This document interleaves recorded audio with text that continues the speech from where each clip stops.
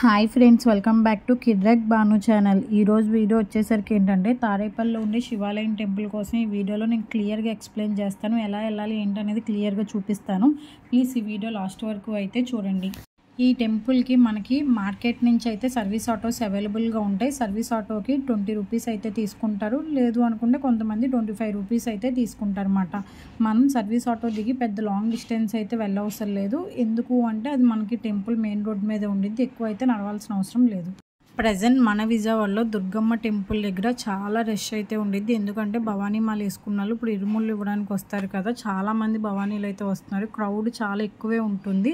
కాబట్టి విజయవాడలో ఉన్న వాళ్ళు మ్యాక్సిమం ఈ ఇరుముళ్ళు అయిపోయాక అమ్మవారి దగ్గరికి అయితే వెళ్ళండి. వాళ్ళు వచ్చి మీరు వెళ్ళి అక్కడ రష్ క్రియేట్ చేసి మీరు ఇబ్బంది పడి అక్కడ పోలీసులు ఇబ్బంది పడి దానికంటే ప్రశాంతంగా ఇరుముళ్ళు అయిపోయాక అయితే వెళ్ళి అమ్మవారిని అనేది దర్శనం చేసుకోండి. అండ్ ఇక్కడ భవానీలకి ఏంటంటే బస్ స్టాండ్ నుంచి, రైల్వే స్టేషన్ నుంచి, బిఆర్టీఎస్ రోడ్ నుంచి అయితే ఫ్రీ బస్సెస్ అనేవి పెడుతున్నారు. ఒకసారి చెక్ చేసుకొని అయితే వెళ్ళండి. ఈ టైంలో కొంచెం ఆటో వాళ్ళ అమౌంట్లు అవి అయితే ఎక్కువ తీసుకుంటారు. అది కూడా ఒకసారి 1కి 10 సార్లు అడిగి అయితే ఆటోలు అనేవి ఎక్కండి అన్నమాట. ఓకేనా? అండ్ అలానే మీకు ఎక్కడ పడితే అక్కడ ఫుడ్ అనేది కూడా పెడుతున్నారు. ఒకసారి అయితే చెక్ చేసుకోండి క్లియర్గా. కొంచెం కష్టమే, కాకపోతే తప్పదు. ఓకే, ఇప్పుడు మనం ఇంకా వీడియోలోకి వెళ్ళిపోదాం. వచ్చేసేయండి. ఈ టెంపుల్కి వెళ్ళాలి అనుకుంటే మనం బ్యారేజ్ వైపు నుంచి అయితే వెళ్ళొచ్చు అన్నమాట. బ్యారేజ్ వైపు నుంచి అయినా వెళ్ళొచ్చు, మంగళగిరి అటు సైడ్ వైపు నుంచి అయినా సరే రావచ్చు. ఇప్పుడు మనం వెళ్ళేది బ్యారేజ్ వైపు నుంచి. మీకు ఇక్కడ మార్కెట్ నుంచి అయితే నార్మల్ డేస్లో అయితే సర్వీస్ ఆటోస్ అవైలబుల్గా ఉంటాయి. ఇప్పుడు ఇరుముల టైం కాబట్టి కొంచెం కష్టంగా ఉండిద్ది. అండ్ చాలామంది దుర్గమ్మ గుడికి వచ్చిన వాళ్ళు భవానీలు ఈ టెంపుల్కి కూడా వస్తున్నారు. ఏంటంటే అక్కడ ఆటో వాళ్ళు బేరం ఆడుకుంటున్నారు అనమాట. అంటే ఇప్పుడు ఇరుముల్లో ఓన్లీ దుర్గమ్మ టెంపుల్కే కాదు కదా, సరౌండింగ్స్లో ఉండే టెంపుల్ చూపించమంటే ఈ టెంపుల్ కూడా చూపిస్తున్నారంట ఆటో వాళ్ళు. నేను అక్కడ ఆటో వాళ్ళు చెప్తే తెలిసింది. కాబట్టి ఈ టెంపుల్ ఎప్పటి నుంచి ఉంది, కాకపోతే ఇప్పుడే ఫేమస్ అయితే అవుతుంది అన్నమాట. ఇంకా ఫైనల్గా మనం ఆ బ్యారేజ్ దిగి అయితే స్ట్రైట్గా వచ్చేయాల్సిందే. మీరు ఎటు వెళ్ళవసరం లేదు. ఈ సందుల్లోకి ఆ సందుల్లో కూడా వెళ్ళవసరం లేదు. కొత్త వాళ్ళకి కూడా రూట్ అనేది ఈజీగా తెలుస్తుంది అన్నమాట.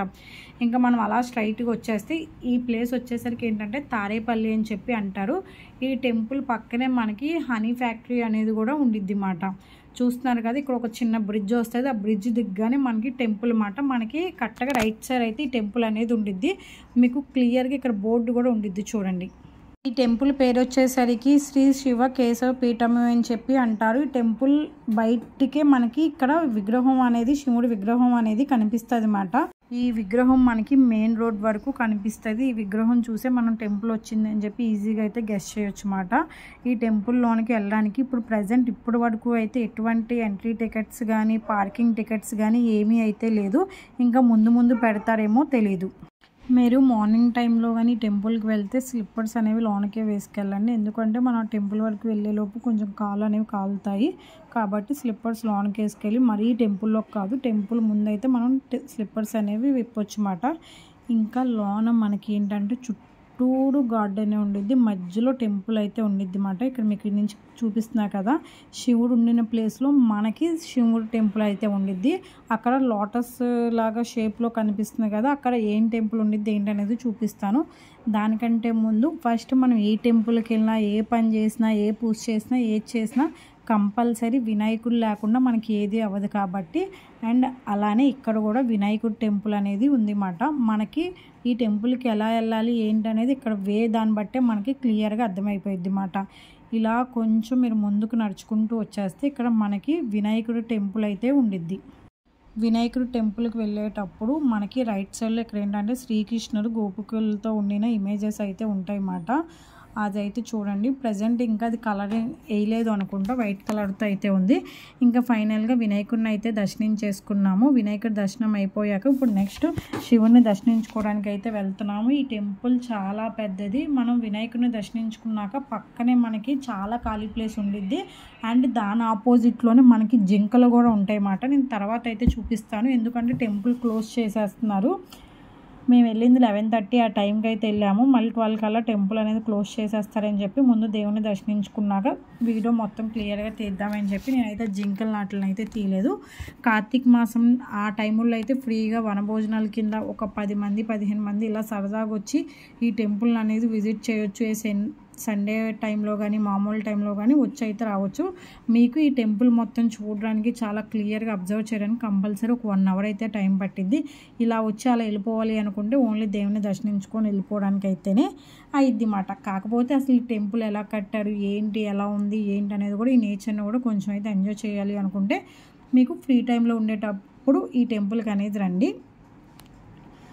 నెక్స్ట్ ఇక్కడ వినాయకుడి దర్శనం అయిపోయాక ఇప్పుడు మేమైతే శివాలయంకి అయితే వెళ్తున్నాము. ఇక్కడ శివాలయంకి శివుడికి ఎదురుగా ఇక్కడ నందీశ్వరుని అయితే పెట్టారు. ఈ నందీశ్వరుడు చూశారు కదా, చాలా పెద్దగా ఉంది, చూడడానికి చాలా బాగుండిద్ది. అండ్ ఎండ్లో అయితే ఈ నందీశ్వరుడు ఉంటారు.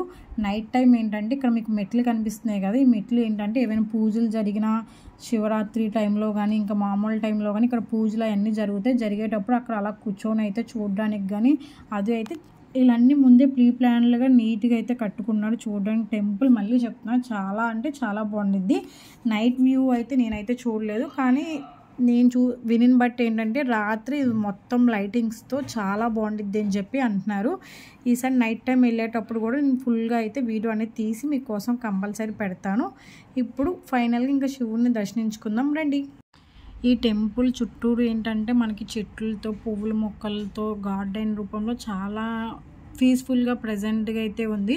మెయిన్ రోడ్ మీదే ఈ టెంపుల్. కాకపోతే ఏంటంటే మనకి వెహికల్ సౌండ్స్ కానీ అలా డిస్టర్బెన్స్గా అలా అయితే ఉండదు.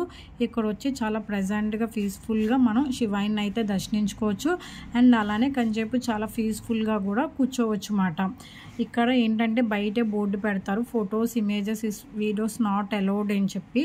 కాబట్టి మేము ఇది సండే టైంలో వెళ్ళాము. అండ్ అలానే ఇంకా క్లోజింగ్ టైం కాబట్టి ఎవడూ లేరని చెప్పి తీశాను. మీరు తీసేటప్పుడు వీడియోస్ ఫొటోస్ కొంచెం చూసుకొని అయితే తీయండి.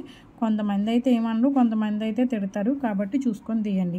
ఇంకా ఫైనల్గా టెంపుల్లోకి అయితే వచ్చేసాము. ఈ టెంపుల్లో లింగం వచ్చేసరికి మనకి స్ఫటిక లింగంతో అయితే ఉండిద్ది.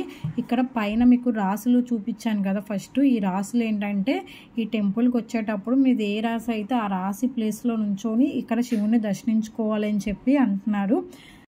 ఇలాంటిదైతే నేను విజయవాడలో ఎక్కడా చూడలేదు. విజయవాడలోనే కాదు ఎక్కడా నేను ఇలాంటి టెంపుల్ అయితే చూడలేదు. ఇలా రాసులు కిందే నుంచొని ఎవరిది ఏ రాసి అయితే రాసుల కిందే నుంచొని మనం శివుడిని అయితే దర్శించుకోవాలి అని చెప్పి అంటారు. ఇలాంటిది అయితే ఇప్పుడు వరకు ఎక్కడా చూడలేదు, ఎక్కడా వినలేదు. This is the first time.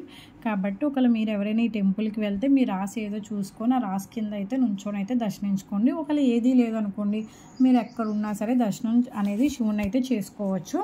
And అలానే ఇక్కడ శివుని దర్శించుకునే కంటే ముందు మనకి ఈ శివలింగం చుట్టూరు ఏంటంటే 12 జ్యోతిర్లింగాలు అయితే ఉంటాయి. క్లియర్గా ఏ ఊరు ఆ జ్యోతిర్లింగం పేరేంటనేది కూడా క్లియర్గా మనకైతే మెన్షన్ చేస్తారు.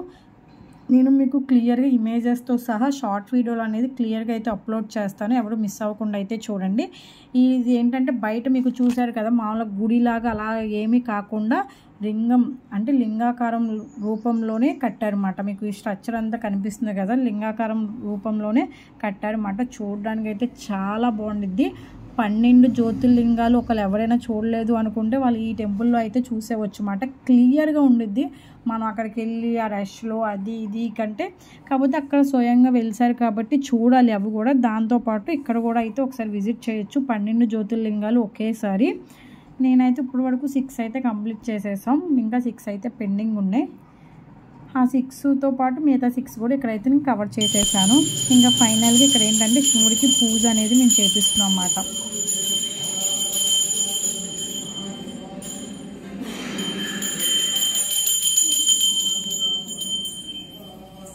ఈ టెంపుల్లో ఏంటంటే స్ఫటికలింగం అయితే ఉండిద్ది. ఈ స్ఫటికలింగం చాలా పూజలు చేసి పెట్టారు అని చెప్పి అంటారు. స్ఫటికలింగం చాలా కొన్ని ప్లేసెస్లో మాత్రమే ఉండిద్ది.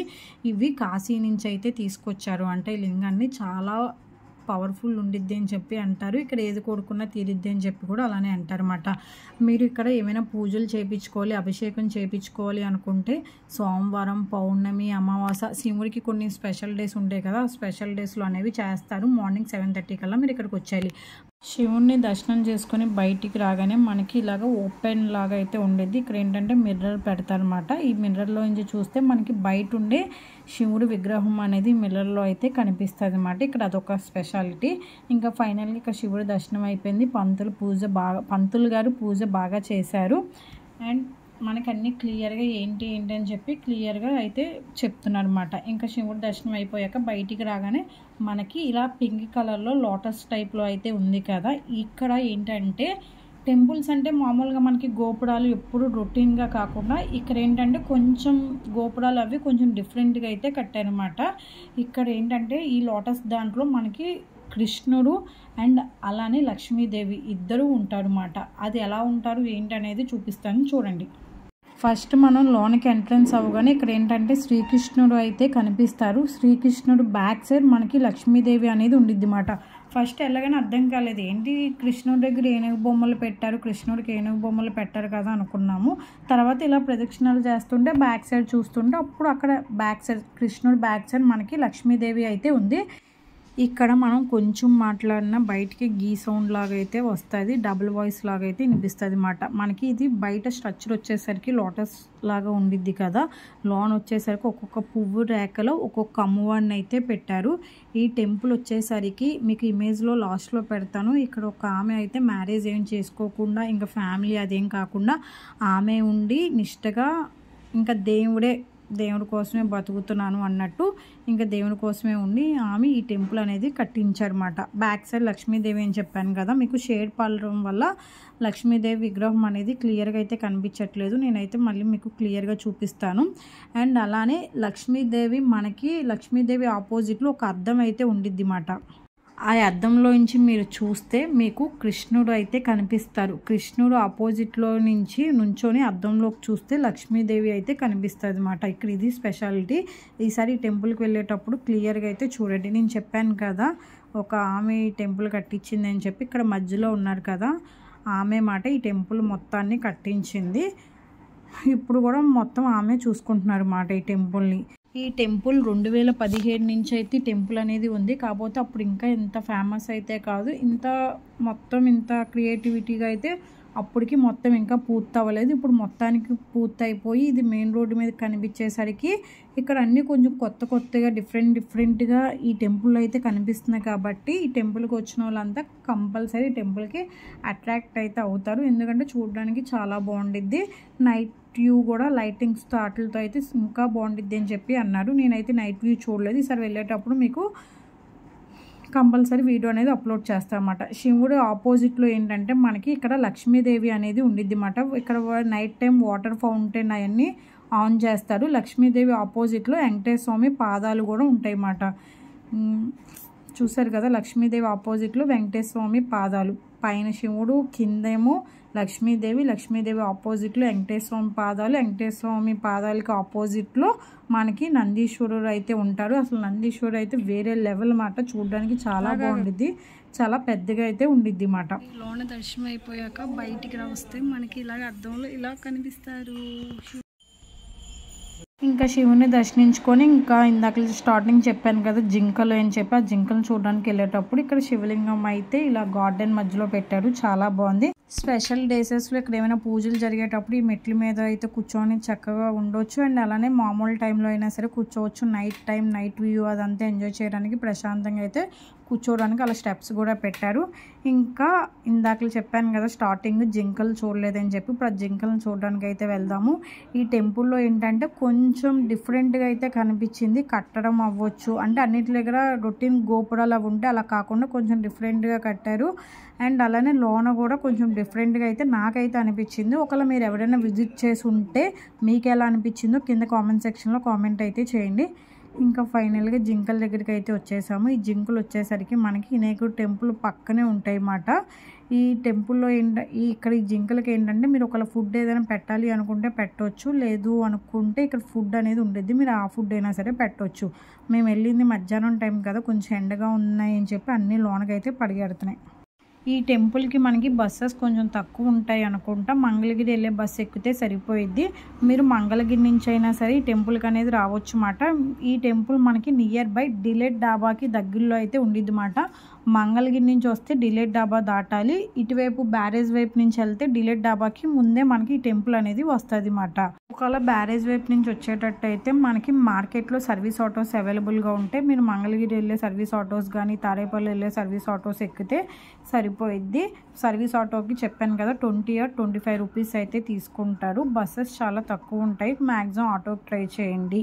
ఈ వీడియోలో నేను ఏమైనా మిస్టేక్స్ చెప్పినా లేదు మీకు ఇంకేమైనా ఇన్ఫర్మేషన్ కావాలి అన్న కింద కామెంట్ సెక్షన్లో కామెంట్ అయితే చేయండి. అలానే ఈ వీడియో నచ్చితే ప్లీజ్ ఈ వీడియోకి లైక్ చేయండి, షేర్ చేయండి. అలానే నా ఛానల్ని చాలామంది సబ్స్క్రైబ్ చేయకుండా చూస్తున్నారు, కొంచెం సబ్స్క్రైబ్ చేసుకొని అయితే చూడండి. See you on next video. Bye. Thank you for watching my channel.